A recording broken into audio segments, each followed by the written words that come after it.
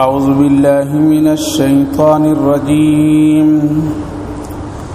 بسم الله الرحمن الرحيم. إن الذين آمنوا والذين هادوا والنصارى والصابئين من آمن بالله واليوم الآخر وعمل صالحا فلهم أجرهم عند ربهم ولا خوف عليهم ولا هم يحزنون. وإذ أخذنا ميثاقكم ورفعنا فوقكم الطور خذوا ما آتيناكم بقوة واذكروا ما فيه لعلكم تتقون. ثم توليتم من بعد ذلك فلولا فضل الله عليكم ورحمته لكنتم من الخاسرين. ولقد علمتم الذين اعتدوا منكم في السبت فقلنا لهم كونوا قردة خاسئين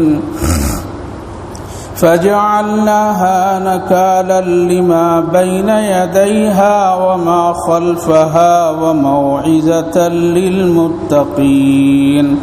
وإذ قال موسى لقومه إن الله يأمركم أن تذبحوا بقرة قالوا أتتخذنا هزوا قال أعوذ بالله أن أكون من الجاهلين.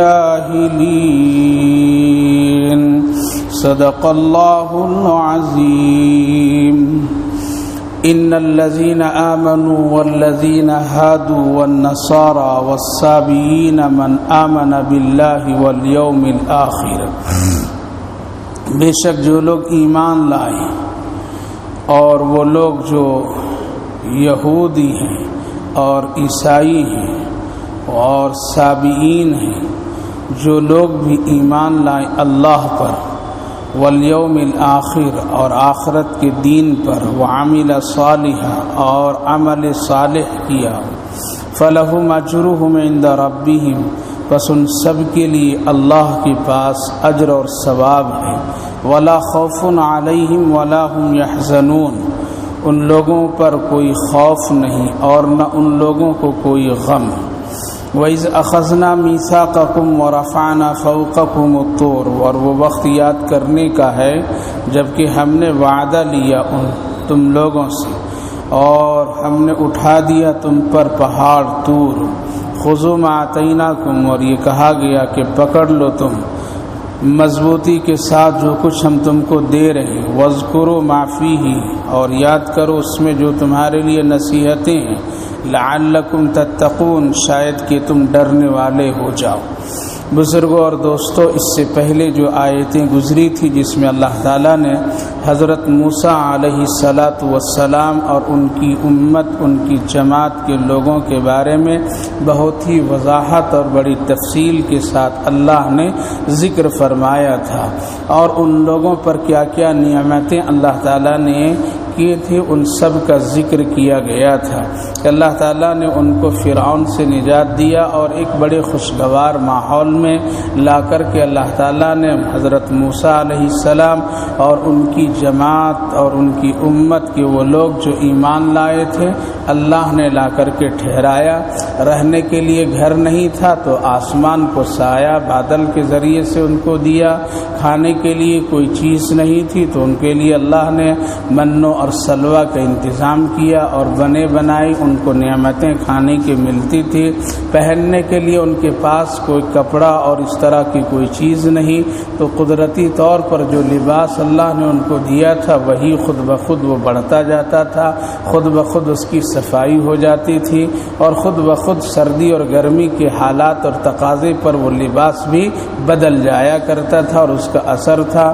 یہ ساری نعمتیں اللہ تعالیٰ نے ان لوگوں کو عطا کیا تھا۔ لیکن کچھ دنوں کے بعد جب ان لوگوں نے یہ مانگ اور مطالبہ کیا کہ موسیٰ علیہ السلام ہم ایک ہی رنگ کی، ایک ہی مزاج اور ایک ہی مزے کے کھانا ہم اب نہیں کھائیں گے، بلکہ ہم کو کچھ زمینی کھانا ہونا چاہیے، زمینی رزق ہونا چاہیے، مجھ کو یہ تو آسمان سے بنے بنائے تیار ہو کر کے آتا ہے، اس لیے ہم لوگ زمین میں رہتے ہیں تو زمین سے ہم کو چاہیے۔ تو اللہ تعالیٰ نے پھر فرمایا کہ یہاں سے تم کو جگہ بدلنی پڑے گی، اور پھر یہ جو نعمتیں ہم تم کو دیے ہیں یہ سب ہٹا کر کے دوسری چیزیں ہم تم کو دیں گے، جس میں محنت، مشقت اور جس میں بڑی مجاہدہ اور قربانیاں ہوگی، اگر تم چاہتے ہو تو وہ بھی ہم تمہارے لیے کر دیں گے۔ چنانچہ ان لوگوں نے پیش کیا کہ ہم کو چاہیے ککڑی، ہم کو چاہیے مسور کی دال، ہم کو چاہیے پیاز، ہم کو چاہیے یہ فلاں فلاں چیزیں جس کا ذکر ہوا، من بقلیہا وقصائہا وفومہا وعدسہا وبصلہا۔ تو اللہ تعالیٰ نے کہا کہ یہ سب کچھ ہم دیں گے، اور اللہ کے خزانے میں کسی چیز کی کمی نہیں ہے، وہ تو خوب دینے پر آتا ہے تو بے شمار عطا کرتا ہے، اور وہم و گمان سے زیادہ عطا کر دیتا ہے۔ لہٰذا آسمانی وہ نعمتیں جو ان لوگوں کو ملتی تھی وہ اللہ نے روک دیا اور کہا کھیتی کرو، یہ چیز تو کھیتی کرنے پر، کاشت کرنے پر تجھ کو ملے گی، اب تم اس کو خود لگاؤ، اس کا دانہ پانی ساری چیزوں کا خیال کرو۔ اب لوگ اس کو کرنے لگے، اور اس وقت سے پھر یہ زمینی غذائیں شروع ہوئی ہے جو آج تک یہ سلسلہ چل رہا ہے۔ لیکن ہم سب کے آقا حضرت نبی اکرم صلی اللہ علیہ وسلم نے برکت کی دعا بھی کی، اور اسی کو آپ نے پسند بھی فرمایا، اور اسی کو اپنی امت کے لیے آپ نے اچھا سمجھا، اور آپ نے ہمیشہ کھیتیوں کے لیے، باغات کے لیے، ساری چیزوں کے لیے آپ دعائیں دیتے تھے، اور صحابہ کرام رضوان اللہ عنہم اجمعین وقتاً فوقتاً آپ کو اپنے باغ میں بلاتے تھے، یا رسول اللہ تشریف لائیے، ہمارے باغ کے کھجور تناول فرمائیے، اور ہمارے باغ میں ذرا دعا کر دیجیے تاکہ اللہ تعالیٰ برکتیں عطا فرمائے۔ تو آپ صلی اللہ علیہ وسلم اپنی امت کے لیے ہی پسند کیا، اس لیے ہم کو اور آپ کو منہ میں پانی نہیں آنا چاہیے کہ وہ لوگ بڑے اچھے تھے، اور اب بڑی مشقت کی وقت اور یہ پریشانی اللہ کے پیغمبر سرور کائنات محمد الرسول اللہ صلی اللہ علیہ وسلم نے اس کو پسند فرمایا، اور آپ کو اسی لیے کام کرنے والوں کو دعائیں دیتے تھے، اور کبھی کبھی آپ پوچھتے تھے یہ کیا معاملہ ہے، اور کس طرح سے تم اس کھیتی کو کرتے ہو، اور یہ کھجور کے کس طرح پیداوار ہوتے ہیں۔ اسی لیے ایک واقعہ حدیث پاک میں ہے کہ آپ ایک باغ میں تشریف لے گئے تو وہاں بہت سارے صحابہ کام کر رہے تھے، اور کھجور کے جڑ کی مٹیوں کو اٹھا کر کے، ایک کھجور کی مٹی اٹھا کر کے دوسرے کھجور کے جڑ میں لا کر کے ڈالتے تھے۔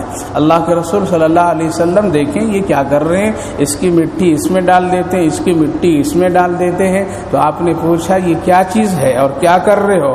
تو کہا یا رسول اللہ ان سب کی شادی کرا رہا ہوں، یعنی اس کی مٹی جڑ کی اس میں ڈال رہا ہوں، اور اس کی مٹی کی جڑ اس میں لا کے ڈال رہا ہوں۔ کہا کہ اس سے کیا ہوگا؟ کہا کہ اس سے زیادہ کھجوریں نکلے گی، اور بہت شاندار اور پکی اور موٹی تازی نکلے گی، یہ خوبی ہے، اس لیے ہم لوگ برابر اسی طرح سے کرتے آ رہے ہیں۔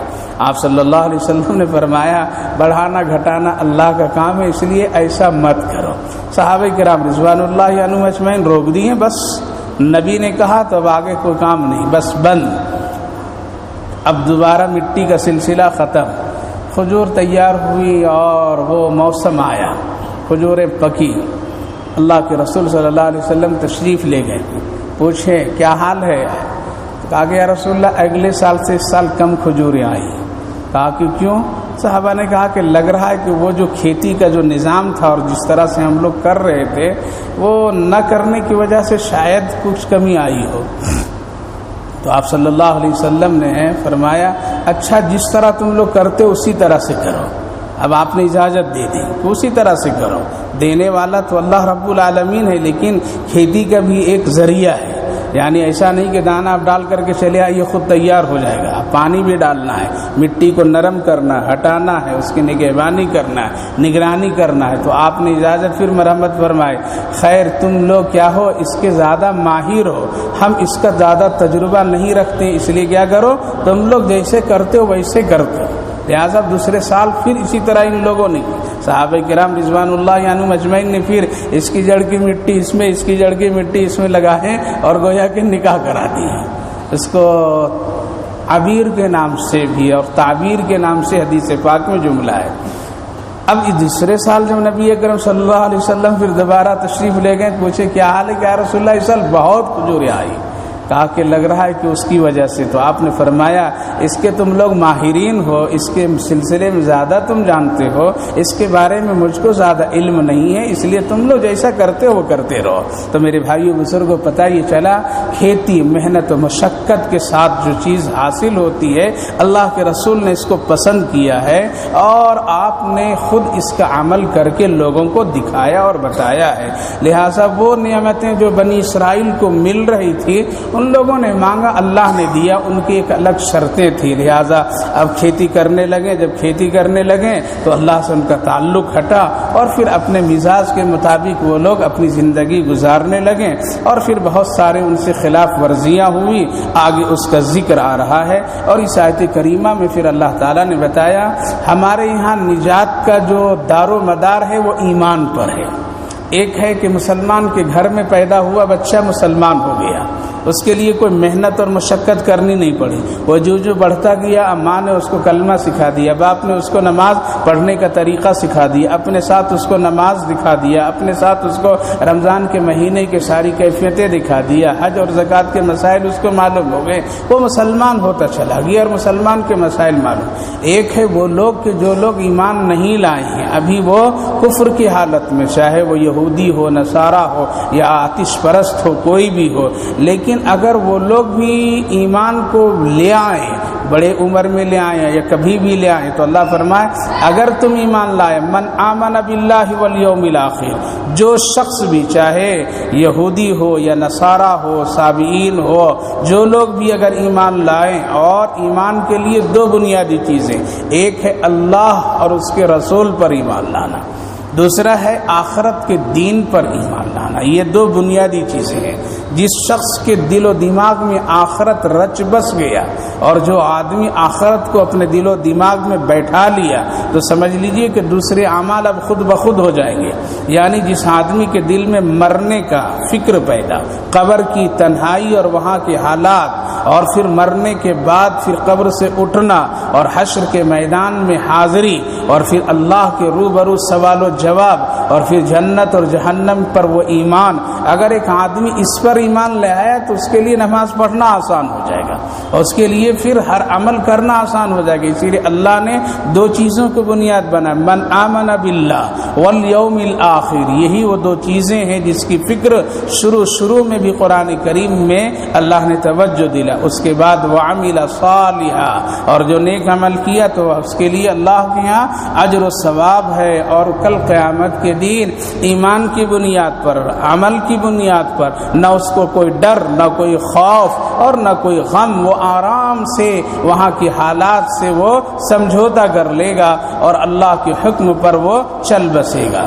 وَإِذْ أَخَذْنَا مِيثَاقَكُمْ وَرَفَعْنَا فَوْقَكُمُ الطُّورَ، اور جب ہم نے تم سے وعدہ لیا تھا اور تم پر ہم نے پہاڑ کوہ طور کو اٹھا دیا تھا، وہ واقعہ جو گزشتہ تفسیر میں بتایا گیا تھا کہ حضرت موسیٰ علیہ السلام کی امت کیا کہتی ہے کہ اے موسیٰ ہم اس وقت کتاب پر ایمان لائیں گے، توریت پر ایمان لائیں گے جب ہم خود اپنی آنکھوں سے دیکھ لیں گے کہ اللہ تم کو دے رہا ہے، اس سے پہلے ہم ایمان نہیں لائیں گے۔ تو کہا کہ پھر میرے ساتھ چلو، تو 40 آدمی کو بلا کر حضرت موسیٰ علیہ السلام لے کے گئے تھے، بعض کہتے ہیں 70 آدمی کو بلا کر کے لے کے گئے تھے، اور وہ 70 آدمی گئے وہاں پر، تو اللہ سے حضرت موسیٰ علیہ السلام نے جب کہا کہ یہ کہتے ہیں، یہ دیکھنا چاہتے ہیں آپ ہم کو کتاب کس طرح سے دے رہے ہیں اور ہم کیسے لے رہے ہیں، تبھی یہ ایمان لائیں کتاب پر، تو اللہ نے فرمایا تھا یہ دیکھ نہیں سکتے اور تم بھی نہیں دے سکتے موسیٰ، اس لیے ایسا عمل نہ کریں۔ لیکن یہ لوگ ضد کی ہیں، جب تک ہم دیکھیں گے نہیں اس وقت تک ایمان نہیں لائیں گے۔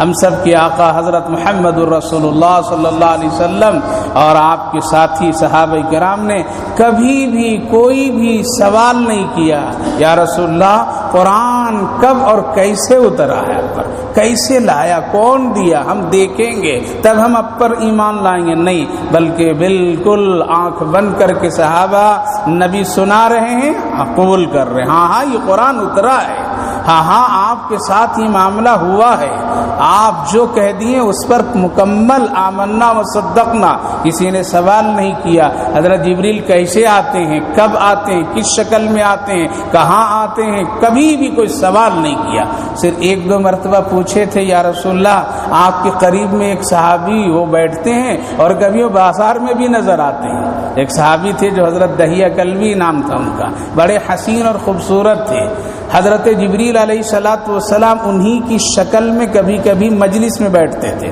نبی اکرم صلی اللہ علیہ وسلم جو صحابہ کے ساتھ بیٹھتے تھے اور حضرت جبریل بھی آتے تھے تو اپنی شکل میں نہیں، اس وقت حضرت دہیہ کلبی کی شکل میں ہوتے تھے، سامنے بیٹھنے والے جو دیکھتے تھے سمجھتے تھے دہیہ کلبی بیٹھے ہوئے ہیں، وہ یہ نہیں جانتے تھے کہ وہ جبریل ہیں، اور رسول اللہ تو جانتے تھے کہ یہ جبریل میرے پاس بیٹھے ہیں، اور یہی حالت ہوتی تھی، کیوں وہ اصلی حالت میں آتے تو کوئی برداشت نہیں کر سکتا تھا، دیکھ کر کے وہ ڈر جاتے، اسی لیے انسان کی شکل میں نبی اکرم صلی اللہ علیہ وسلم کی مجلس میں حضرت دہیہ کلبی کی شکل میں بیٹھے حضرت جبریل۔ ایک مرتبہ ایسا ہوا کہ بہت سارے لوگ جو آئے مدینے کی بازار سے تو حضرت دہیہ کلبی مدینے کی بازار میں تھے اور صحابہ ان سے مل کر کے آئے، لیکن وہ جب پہنچے ہیں تو اس سے پہلے دہیہ کلبی کی شکل میں حضرت جبریل نظر آئے اور پھر وہ اٹھ کر کے بیچ میں چلے گئے۔ جب چلے گئے تو پھر سوال کیے یا رسول اللہ یہ عجیب و غریب انسان ہے، ابھی بازار میں دیکھا تو ہمارے آنے سے پہلے یہاں آ گئے، تو آپ نے اب فرمایا کہ یہ جو تھے اور بیچ میں جو چلے گئے یہ دہیہ کلبی کی شکل میں حضرت جبریل میرے پاس بیٹھے تھے، اس لیے تم دیکھو جب داہنی طرف میرے قریب دہیہ کلبی کی شکل میں اگر کوئی بیٹھا ہے تو سمجھ لو یہ حضرت جبریل علیہ السلام ہے۔ کتنے خوش نصیب صحابہ تھے جو حضرت جبریل کو بھی دیکھ لیتے تھے، لہٰذا انہوں نے پوچھا نہیں، کبھی سوال نہیں کیا کہ قرآن کیسے لاتے ہیں، آنکھ بند کر کے، اور اگر اس سوال و جواب کے چکر میں آج پڑھیں گے ہم لوگ تو قرآن پر ایمان ہی ہم لوگ نہیں لا سکتے ہیں، اور جن لوگوں نے ایسا عمل کیا اور ایسا عقیدہ بنایا آج وہ قوم گمراہ ہو گئی، آج وہ لوگ بھٹک گئے، آج وہ لوگ اپنے آپ کو قرآن سے زندگی سے الگ تھلگ کر لیے، لیکن ہم لوگ کیا یؤمنون بالغیب، غیب پر ایمان لائے، قرآن ہے اور اللہ کے رسول صلی اللہ علیہ وسلم پر مکمل یہ احکامات نازل ہوئے ہیں، اس لیے ہم آمنا و صدقنا، لیکن وہ لوگ کیا کہہ رہے ہیں ہم دیکھیں گے۔ خیر وہ واقعہ بتا دیا تھا کہ اللہ نے فرمایا تجلی ڈال رہا ہوں، دیکھو ایک تجلی کی نظر پر پڑتے ہوئے سب لوگ موت کی نیند میں سو گئے، اور پھر حضرت موسیٰ علیہ السلام اب کہنے لگے پروردگار پہلے سے میری امت بدزن ہو گئی مجھ سے، اب یہ 70 مرے ہوئے پڑے دیکھیں گے تو لوگ مجھ پر الزام لگائیں گے کہ نبی جان بوجھ کر کے ان لوگوں کو مروا دیا ہے، اس لیے زندہ کر دیجیے۔ پھر اللہ تعالیٰ نے فرمایا ٹھیک ہے زندہ کر دیتا ہوں، پھر زندہ کر دیے 70 کو۔ اب اللہ فرمایا وَرَفَعْنَا فَوْقَهُمُ الطُّورَ، اور اب اللہ نے سختی سے فرمایا خُذُوا مَا آتَيْنَاكُمْ بِقُوَّةٍ، ہم جو تم کو دے رہے ہیں اس کو مضبوطی سے پکڑ لو، وَاذْكُرُوا مَا فِيهِ، اس میں تمہارے لیے نصیحتیں ہیں، اور تم جب اس کو پڑھو گے تو شاید کہ تم متقی پرہیزگار بن جاؤ گے۔ میرے بھائیو بزرگوں، جب اللہ نرمی دیتا ہے نرمی سے کام کر لینا، اگر اس پر آپ سختی کرنا شروع کریں گے تو پھر اللہ زندگی کو سخت بنا دیتا ہے، سخت بنا دیتا ہے۔ اس لیے اسلام اور شریعت میں بہت سارے مسائل بڑی آسانیوں کے ساتھ بیان کر دیے گئے، بس اس پر عمل کیجئے۔ اب اس کی تحقیق، اس کی گہرائی، اس کی باریکی پر جا کر کے اس کو سخت مت بنائیے، بلکہ اس کو آسانی سے قبول کر کے بس عمل کرنا شروع کر دیجئے، اور اس کی گہرائی، باریکی اور اس کے تمام گوشوں میں آپ جائیں گے تو عمل کرنا مشکل ہو جائے گا۔ اسی لیے اللہ تعالیٰ نے اب سختی فرمائی، کیوں؟ یہ لوگ بہت تجاوز کیے تھے، ہم دیکھیں گے، یہ کریں گے، اس کے بعد ہم ایمان لائیں گے، تو اللہ نے کہا دیکھو یہ اٹھا دیا ہوں پہاڑ، اگر نہیں اب مانو گے تو پہاڑ پھر تم پر ہم دبا دیں گے۔ اب موت اپنی آنکھوں کے سامنے، سب لوگ کہے کہ ہم مان لیتے ہیں، مان تو لیے وہاں پر ڈر سے، لیکن پھر یہ قوم بدبختی کا عمل کی ہے۔ ثم تولیتم من بعد ذلک فلولا فضل اللہ علیکم ورحمہ لکنتم من الخاسرین، پھر یہ لوگ اس کے بعد بھی پلٹ گئے، یہاں آئے اور آ کر کے کہنے لگے یہ تو بڑے حالات خراب تھے وہاں پر، اسی لیے ہم نے ڈر سے مان لیا۔ اسی لیے اسلام میں زور و زبردستی نہیں ہے، لا اکراہ فی الدین قد تبین الرشد من الغی۔ نبی کو اللہ نے حکم دیا آپ زبردستی کا معاملہ نہیں کیجیے، آپ کو 70 مرتبہ کافر کے دروازے پر جانا پڑے جائیے، لیکن آپ اخلاق کے ساتھ جائیے، زور اور سختی نہ کیجیے، اس کو زبردستی نہ کلمہ پڑھائیے، اس پر میں کوئی آپ حکم دے کر کے اور اس پر جبر کر کے نہ کلمہ پڑھائیے۔ تو یہ لوگ تو آ کر کے شکایت کر دیں اپنے لوگوں سے، موسیٰ تو لے گئے تھے اور یہی حالات ہوئے، اسی لیے ہم لوگ تو مان نہیں ہیں، لیکن خوشی خوشی سے نہیں ہے۔ خیر ثم تولیتم، پھر پلٹ گئی ہیں لوگ، پھر پلٹ گئے۔ تو اللہ تعالیٰ نے فرمایا فلولا فضل اللہ علیکم ورحمتہ لکنتم من الخاسرین، پھر بھی اللہ مہلت دیا، سمجھ جائیں گے، آج ہم سب دین کو چھوڑ دیں، پھر بھی اللہ مہلت دیتا ہے۔ آج مسلمانوں کے گھر میں سب نمازی نہیں ہیں، پھر بھی اللہ مہلت دیتا ہے، ایک نمازی کی وجہ سے پورے گھر والوں کو فائدہ دیتا رہتا ہے، اللہ مہلت دیتا ہے۔ لکنتم من الخاسرین، فوراً اگر فیصلہ کر دے اللہ تعالیٰ ہم سب نقصان اٹھانے والے ہو جائیں گے۔ وَلَقَدْ عَلِمْتُمُ الذین اعتدوا منکم فی السبت فقلنا لهم کونوا قردۃ خاسئین۔ یہ واقعہ بہت مشہور ہے کہ بنی اسرائیل حضرت موسیٰ علیہ السلام کی امت کے ایک خاص طبقہ اور خاص لوگوں کی شکلوں کو اللہ نے بدل دیا تھا۔ کیا کیا؟ شکلوں کو بدل دیا تھا، یعنی بندر اور خنزیر میں تبدیل کر دیا تھا۔ اور وہ واقعہ اس طرح ہوا جس کا ذکر اس آیت کریمہ میں کہ اللہ تعالیٰ نے اس قوم کے لیے ہفتہ کا دن کیا کیا تھا؟ عید کا دن بنایا، جیسے ہم سب کے لیے جمعہ کا دن ہفتے کا عید ہے۔ نبی اکرم صلی اللہ علیہ وسلم نے ارشاد فرمایا ہر ایک نبی کو ایک دن اس کا عید مقرر کیا، ہماری امت کے لیے جمعہ کا دن اللہ نے مقرر کیا، تو ہفتے کا دن ان کا عید تھا، تو اس دن 2 کام خاص طور سے اس پر زیادہ زور دیا گیا کہ تم لوگ اس دن مچھلیوں کا شکار نہیں کرو۔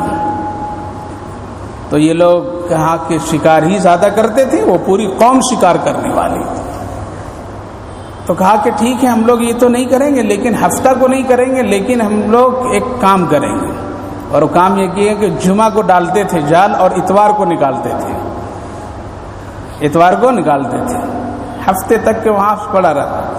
اور اگر ایسا اللہ تعالیٰ امتحان بھی لیتا ہے تو ایسا لیتا ہے کہ ہفتے کے دن خوب مچھلیاں نظر آتی تھی، سمجھے، خوب مچھلیاں، دوسرے دن میں کم، تو ان لوگ منہ میں پانی آنے لگا، تب تدبیر شیطان بتایا کیسا کرو، جمعے کے ڈالو اور اتوار کو نکالو۔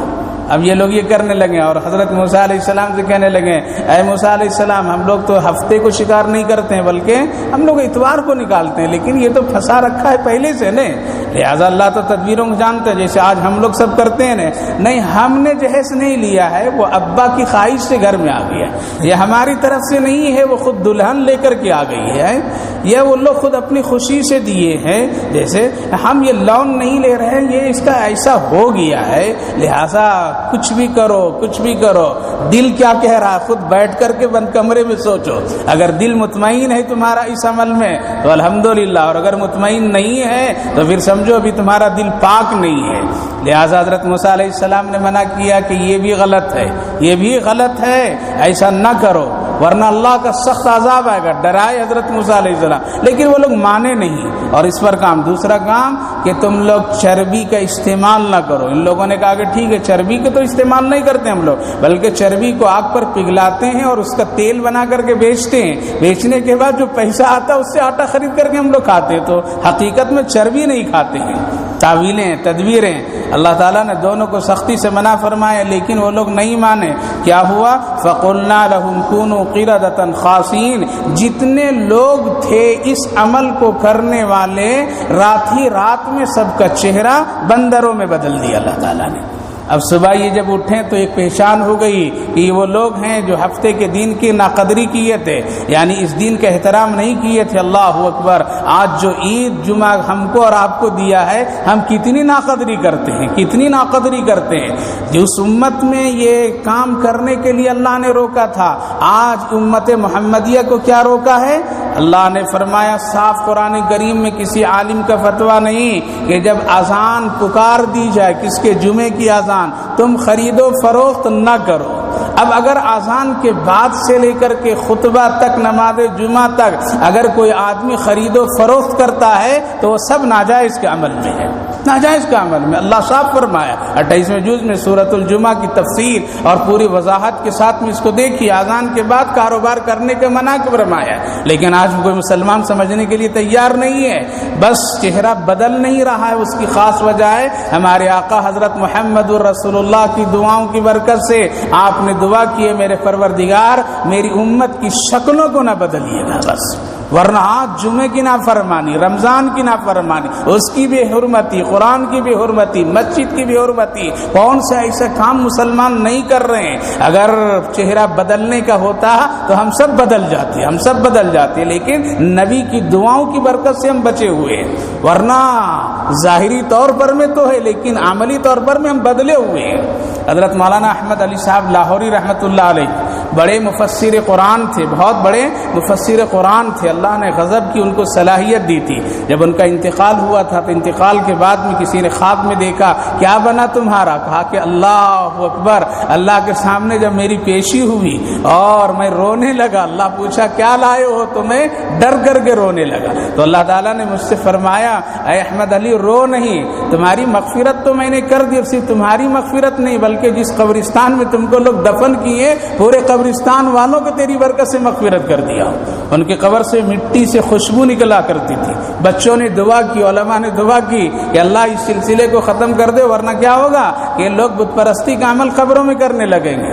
تو میرے بھائیو بزرگوں, حضرت مولانا احمد علی صاحب لاہوری رحمۃ اللہ علیہ بڑے مفسر قرآن, بہت بڑے عالم دین, بازار میں ایک دن گزر رہے تھے تو ایک مجذوب ٹائپ کا بزرگ آیا ان کے سامنے, بالکل پھٹا پرانا گندا سندا کپڑا پہن کر کے, اور ہاتھ پکڑ کر کے کہا احمد علی انسان کہاں رہتے ہیں ذرا مجھ کو بتاؤ, انسان کہاں رہتے ہیں مجھ کو بتاؤ.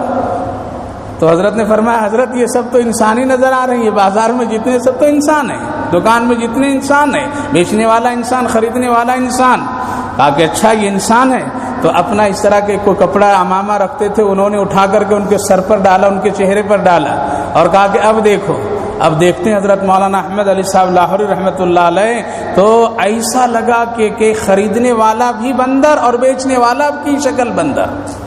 کہا کہ ادھر دیکھو, ادھر دیکھتے ہیں تو وہی کیفیت, کوئی خنزیر, کوئی گدھے, کوئی چوپائے, کوئی گھوڑے کی شکلوں میں انسان نظر آنے لگے. کہا کہ حضرت غضب ہے, اللہ حفاظت فرمائے. تو مجذوب ٹائپ کے جو بزرگ تھے کہنے لگے یہ ظاہری انسان نظر آ رہے ہیں, عمل کے اعتبار سے جانوروں سے بدتر ہو گئے, جانوروں سے بدتر ہو گئے ہیں. بس محمد الرسول اللہ کی دعاؤں کی برکت سے ظاہری چہرہ بچا ہوا ہے, ورنہ حقیقت میں اگر چاہتا اللہ تو بندر آج بھی بنا دیتا. اس لیے میرے بھائی بزرگوں ایسا کوئی عمل نہیں کرنا. اگر ایک مرتبہ کسی کام میں اللہ کی نافرمانی ہو جائے, دوسری مرتبہ بچنے کی کوشش کرنا چاہیے. ایک مرتبہ اگر 2 مرتبہ ہو جائے تو پھر بھی بچنے کی کوشش کرنی چاہیے. تیسری مرتبہ ہو جائے تو بالکل, چوتھی مرتبہ ہونے نہیں دینا چاہیے. اگر کوئی آدمی چوتھی مرتبہ ہمت کرتا ہے تو براہ راست اللہ سے وہ ٹکراتا ہے, پھر اس کا انجام بہت برا ہوگا, اس کا انجام بہت برا ہوگا. اس لیے اللہ رب العالمین نے ان کی شکلوں کو بدل دی. علماء کرام یہاں لکھتے ہیں کہ یہ جو بندروں کی شکلیں آج نظر آ رہی ہے شاید وہیں سے نسل چلی ہے. وہ نسل کیا ہے, وہیں سے چلی. اس لیے بندروں کی پوری کیفیت کیا ہے, انسانوں کی طرح بالکل اس میں وہی ساری کیفیتیں نظر آتی ہیں, لہذا وہی یہ نسل چلی آ رہی ہے. لیکن حقیقت یہ ہے, صحیح تحقیق یہ ہے کہ نہیں, وہ نسل نہیں چلی, وہ نسل ختم ہو گئی. وہی 3 دن تک کہ وہ لوگ زندہ رہے, اس کے بعد وہاں مر گئے, وہ لوگ ختم ہو گئے, کوئی بھی باقی نہیں رہا. یہ بندروں کی نسل جو ہے وہ اپنی پیدائشی نسل ان کی چلی آ رہی ہے. لہذا وہ لوگ جن پر عذاب نازل ہوا تھا وہ فوراً 3 دن کے بعد میں ختم ہو گئے, ہلاک و برباد ہو گئے. فجعلناها نکالا لما بین یدیہا, اللہ نے نشانی اور عبرت کے لیے ان کو بنا دیا, سامنے والوں کے لیے بھی اور بعد میں آنے والوں کے لیے بھی. وموعظۃ للمتقین, اور متقین اور پرہیزگاروں کے لیے نصیحت ہے. یہ واقعہ جو اللہ نے بیان فرمایا وہ کیا ہے, نصیحت ہے. آگے فرمایا وَإِذْ قَالَ مُوسَىٰ لِقَوْمِهِ إِنَّ اللَّهَ يَأْمُرُكُمْ أَن تَذْبَحُوا بَقَرَةً, اور وہ وقت بھی یاد کیجئے جب حضرت موسیٰ علیہ السلام اپنی قوم سے کہا بے شک اللہ تم کو حکم دیا ہے ایک گائے ذبح کرنے کا, ایک گائے ذبح کرنے کا. قالوا تتخذون ہزوا, تو لوگ کہنے لگے کہ آپ مذاق کرتے ہیں ہم سے. قال اعوذ باللہ، حضرت موسیٰ علیہ السلام نے کہا کہ اللہ کی پناہ، ایسا نہیں کرتا ہوں بلکہ اللہ کا حکم سناتا ہوں. اکون من الجاہلین، اگر میں ایسا کہوں تو میں جاہلوں میں سے ہو جاؤں گا. نبی کسی حکم کے لیے مذاق نہیں کرتا ہے بلکہ وہ اللہ کا حکم سناتا ہے.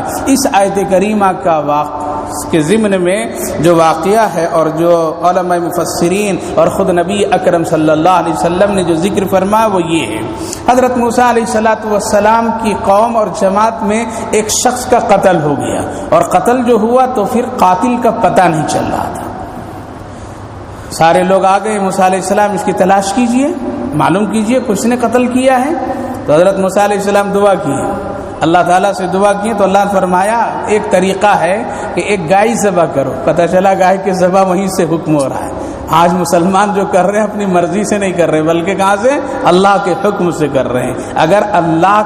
اگر وہ خود معبود ہوتی وہ اور کوئی دیوی دیوتاؤں کی شکل ہوتی اور اللہ اس سے کچھ راضی ہوتے تو پھر اس طرح کا حکم نہیں دیتا کہ ہمارے گاؤں ماتا کو ذبح کر دو. تو بلکہ خود اللہ نبی کو کہہ رہا ہے کہ آپ ذبح کیجئے، گائے کو ذبح کیجئے، اور گائے کو ذبح کرنے میں یہ کام کیجئے کہ اس کے تازہ گوشت کا کیجئے، لا کر کے اس مقتول یعنی مردے کے جسم کو لگائیے، فوراً وہ زندہ ہو جائے گا اور وہ نام بتا دے گا. اتنا ہائے وہ اللہ جو بغیر کسی تدبیر کے بتا دے سکتا ہے ایک نبی کو، لیکن آج یہ تدبیر کیوں اختیار کرنے کے لیے کیا؟ دوسرا مسئلہ، ایک موسیٰ علیہ السلام نبی ہیں لیکن ہمارے آقا حضرت محمد الرسول اللہ کے ایک صحابی رسول حضرت عمر رضی اللہ عنہ کے دور میں ایک شخص کا مدینے میں قتل ہوتا ہے تو قاتل کا پتہ نہیں چلتا ہے. قبیلے خاندان کے لوگ آتے ہیں بتاتے ہیں 3 دن ہو گیا نہیں معلوم ہوا. تو پھر لوگوں نے کہا کہ کیوں اب تک کہ آپ نے تلاش نہیں کیا؟ تو حضرت عمر رضی اللہ عنہ فرمائے لے چلو مجھ کو وہاں جہاں خون کا قطرہ گرا ہے.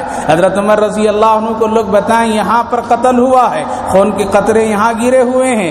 آپ سجدے کی کیفیت میں گئے اور جا کر کے زمین کو ایک بات کہتے ہیں، اے زمین نام میرے کان میں تو بتا دے، اور اگر تم بتایا نہیں تو سنو یہاں کسی بے نمازی کی قبر میں بنا دوں گا.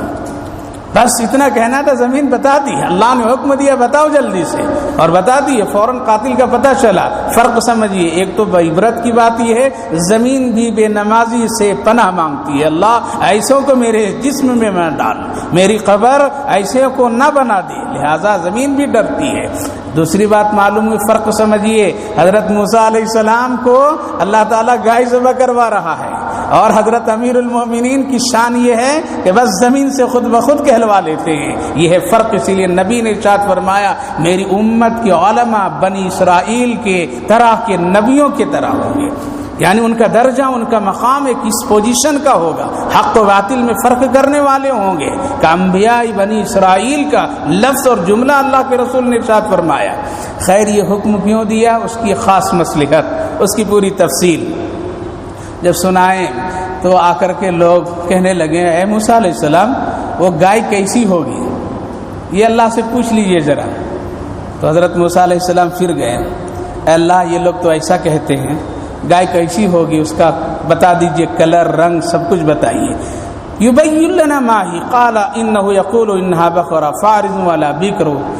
تو حضرت موسیٰ علیہ السلام کو اللہ نے بتایا وہ گائے ایسی ہو جو نہ بچہ دی ہوئی ہو اور نہ وہ کھیت میں چلی ہوئی ہو، بالکل بکر خوبصورت حسین، بچہ اس سے پیدا نہیں ہوئی ایسی گائے. آ کر کے لوگوں کو بتا دی اللہ ایسی گائے کی قربانی مانگ رہا ہے. کہا کہ اچھا اس کا رنگ کیسا ہوگا یہ بھی پوچھ لیجیے. اب اگر کوئی بھی گائے ذبح کر دیتے تو ہو جاتا نا کام، لیکن اب پوچھے کہ کیسی گائے، تو قید لگایا گیا بغیر بچے والی ہو، بغیر کھیتی میں چلی ہوئی ہو. اب پھر رنگ کیسا؟ تو پھر اللہ سے حضرت موسیٰ علیہ السلام پھر مانگے اور رنگ کیسا؟ تو پھر اللہ نے فرمایا وہ زرد رنگ ہو، جاذب رنگ ہو، خوبصورت حسین رنگ ہو. تو پھر اس کے بعد میں پھر آئے، اس کے بعد بتائیں کہ اللہ تعالیٰ نے ایسا فرمایا ایسا ہو. تو یہ بھائی ان البقرہ تشابہ، اس کے بعد میں پھر کہا اگر رنگ ایسا سب مل جائے تو کیسے ہو؟ تو کہا کہ اللہ تم کو ہدایت دے گا، تم کوشش کرو.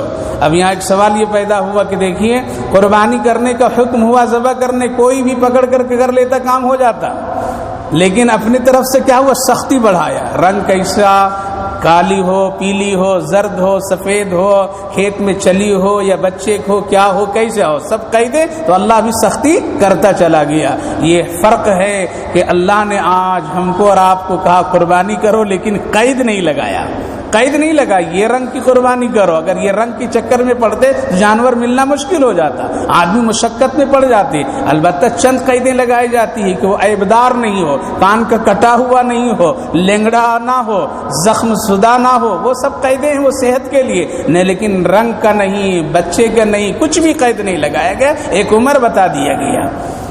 لہذا اب لوگ تلاش کے لیے نکلیں، لیکن ایسی گائے کہیں نہیں مل رہی تھی۔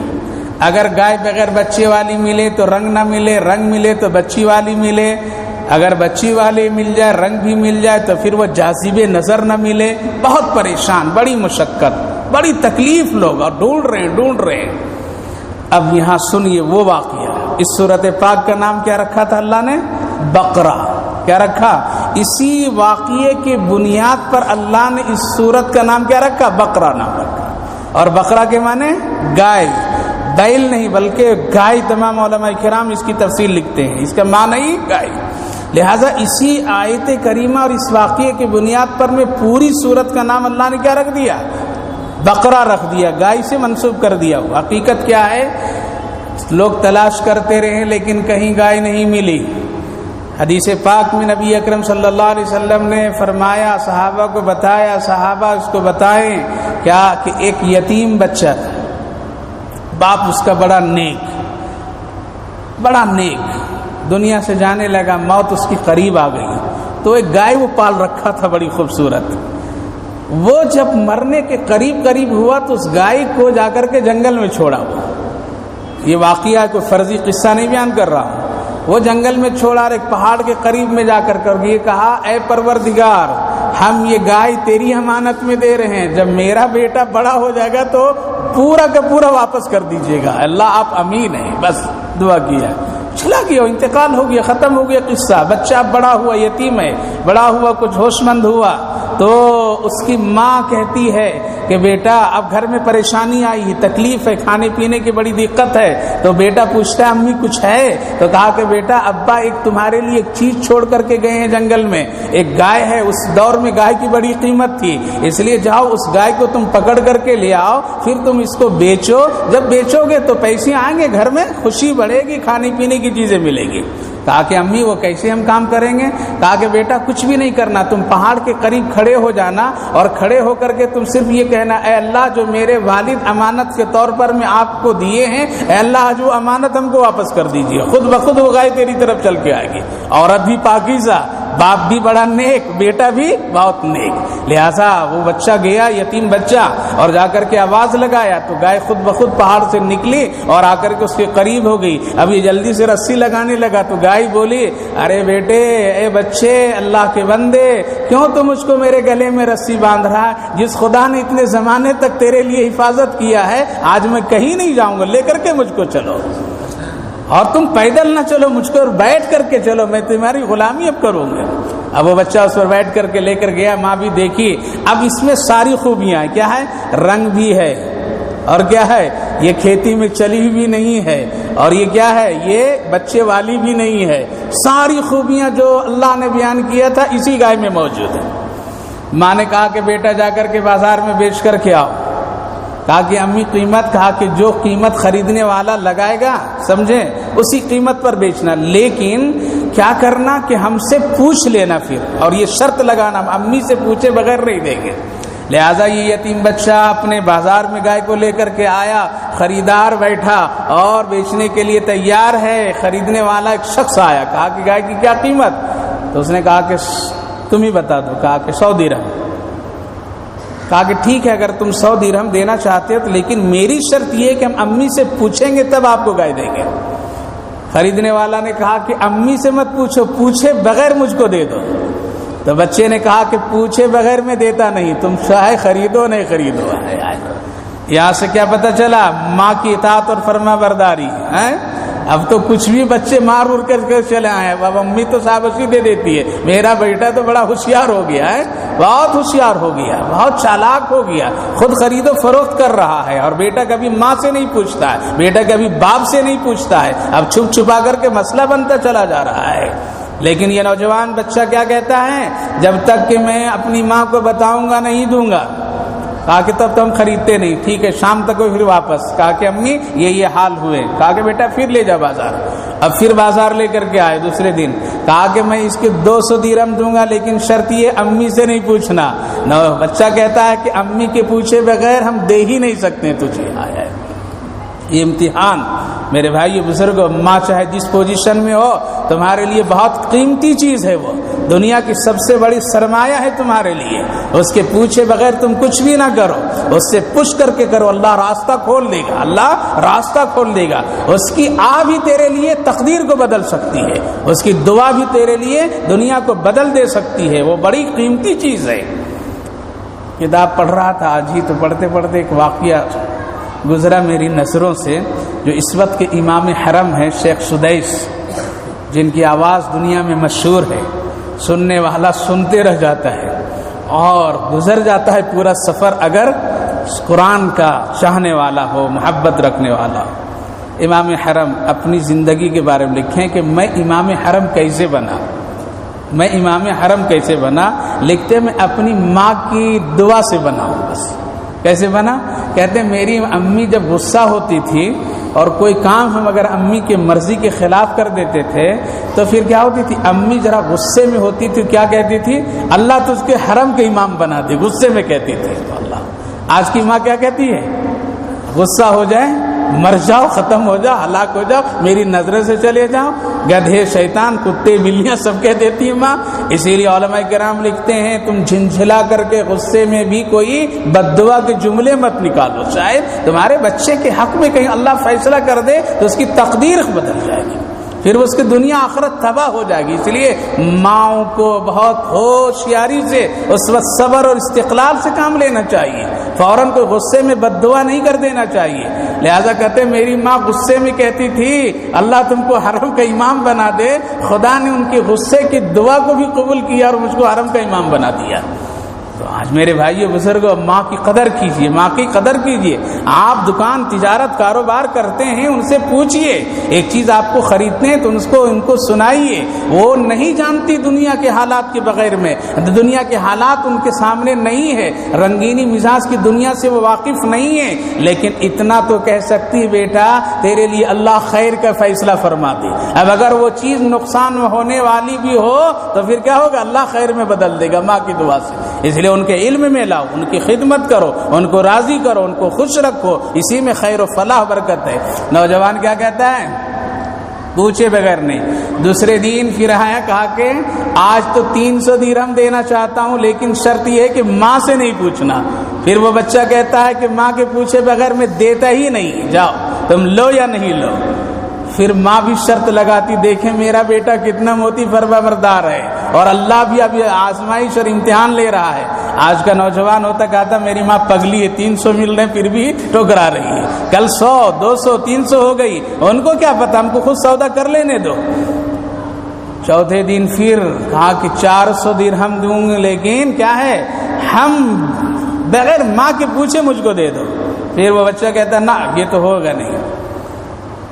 اس کے بعد پھر کہا کہ جاؤ بیٹے تم کامیاب ہو گئے۔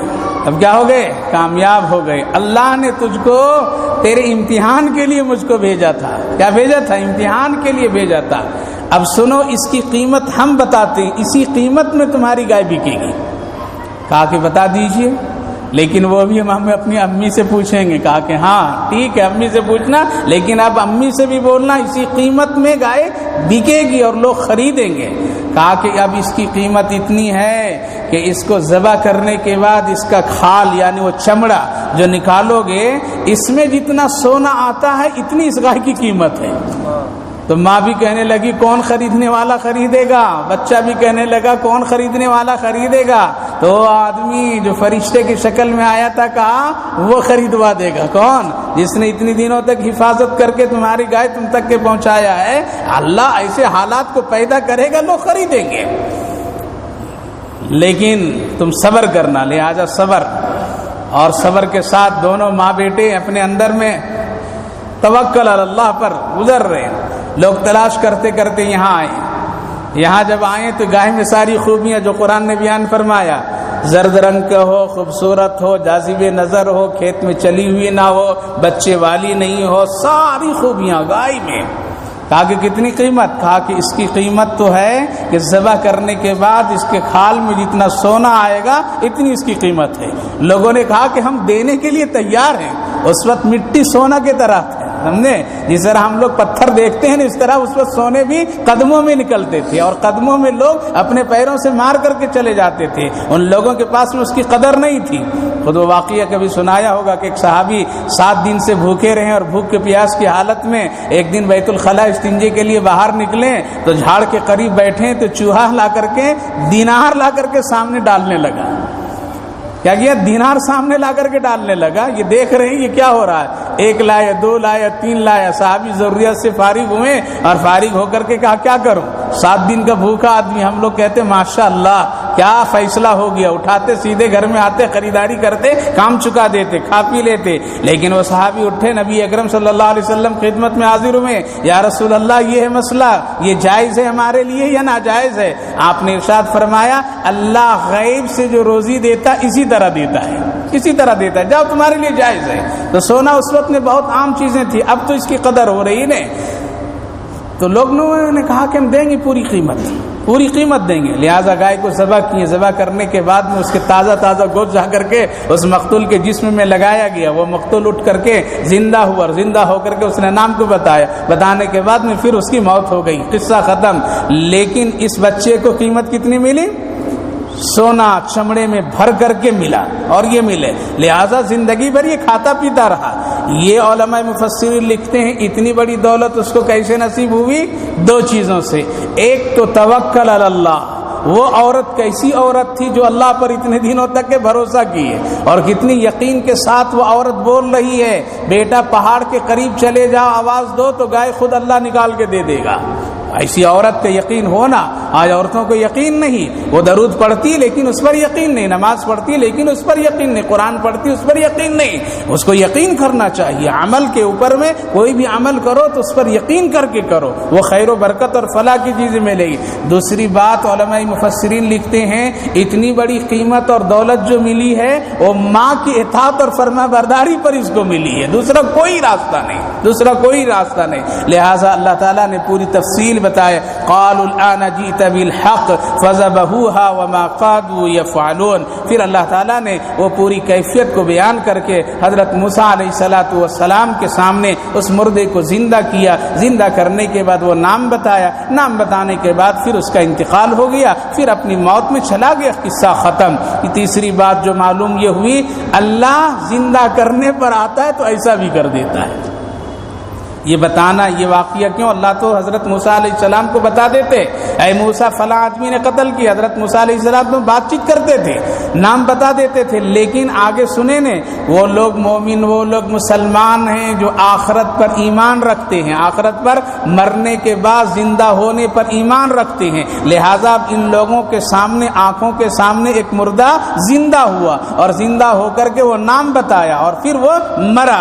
اسی طرح سے اے لوگو، ایک دن ہم کو مرنا ہے، مرنے کے بعد اٹھنا ہے، اٹھ کر کے اپنا حساب و کتاب اللہ کو بتانا ہے۔ اسی لیے اس سورۃ پاک کا نام اس یتیم بچے کے نام سے، اس کی گائے کے نام سے سورۃ البقرہ نام رکھ دیا گیا، جو قرآن کریم کی سب سے بڑی سورت ہے، جو ہمارے اور آپ کے لیے بڑی عبرت کی چیز ہے۔ خلاصہ یہ ہے میرے بھائیو، بزرگوں، ماں بہنوں، سب سے بڑی چیز ہے ہم کو اور آپ کو اللہ اور آخرت کے دین پر بہت مضبوط ایمان رکھنا پڑے گا۔ یہ 2 چیزیں جب ہوگی، ایمان اللہ پر اور محبت اللہ کی، تو آخرت خود بخود بنتی چلی جائے گی۔ دوسری بات معلوم یہ ہوئی، جب ایسا حال ہو جائے گا تو کل قیامت کے دن کوئی ڈر اور خوف نہیں۔ تیسری بات معلوم یہ ہوئی، جب اللہ رب العالمین منانے پر آتا ہے تو پھر اس کے سامنے حالات کو ایسے پیدا کر دیتے ہیں اور بندہ ماننے پر مجبور ہو جاتا ہے۔ چوتھی بات معلوم یہ ہوئی، حضرت محمد رسول اللہ کی دعاؤں کی برکت سے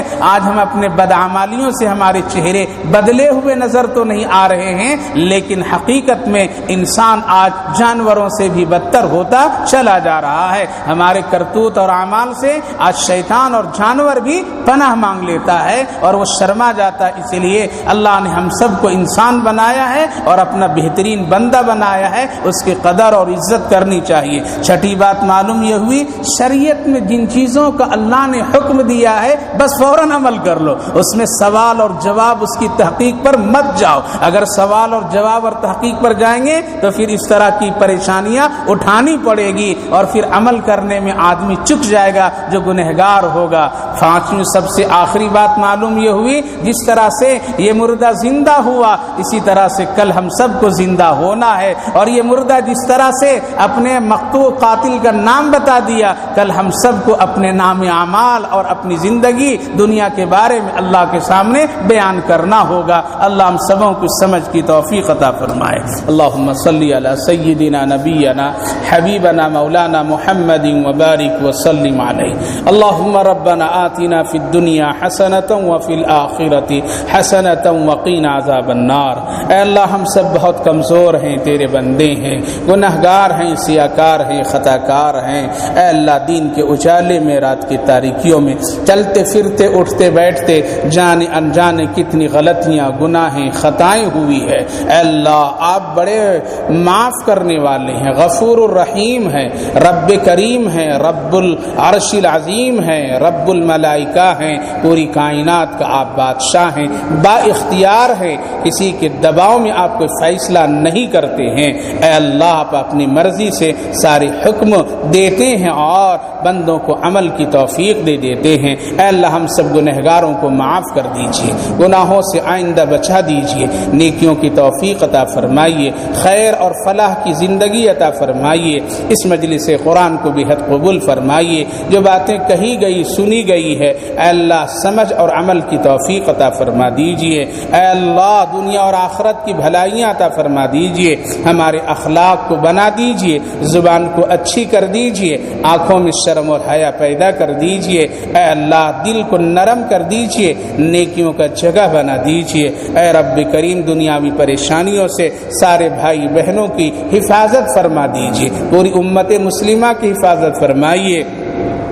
جو لوگ جن جن مسائل میں الجھے ہوئے ہیں اور وہ ضرورت مند ہیں اے اللہ ان سب کی ضرورتوں کو پوری فرما دیجئے۔ کوئی کاروبار کے اعتبار سے ہیں، کوئی ملازمت کے لائن میں ہیں، کوئی شادی بیاہ کے تقاضے میں ہیں، کوئی اپنے بچے اور بچیوں کے نکاح کی فکر میں ہیں، اے اللہ سب کی حاجتوں کو غیب سے پوری فرما دیجئے۔ جو بیمار ہیں ان کو شفا عطا فرما دیجئے، صحت مندوں کی صحت کی سلامتی عطا کر دیجئے۔ جو لوگ دنیا سے جا چکے ہیں اے اللہ ان سب کی مغفرت فرما دیجئے۔